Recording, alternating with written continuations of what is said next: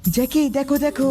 আরে মুরগি। জ্যাকি আমি ভেবেছি মুরগিটাকে মজা করে রান্না করব, তুমি কি বলো? আরে মাম্মি মাম্মি, তুমি এটা কি বলছো বলো তো? তুমি চাইলে মুরগি দিয়ে বাচ্চা ফুটাতে পারবে, এরপরে এর অনেকগুলো ডিম থেকে বাচ্চা হবে। আরে জ্যাকি তোমার মাথায় তো অনেক বুদ্ধি, তুমি ঠিকই বলছো। হ্যাঁ মাম্মি, এখনই এর জন্য থাকার ব্যবস্থা সবকিছু করে ফেলো। হ্যাঁ জ্যাকি তো ঠিকই বলছে, তা না হলে একে রাখবো কোথায়? ফাইনালি মাম্মিকে বোকা বানিয়ে ফেলেছি।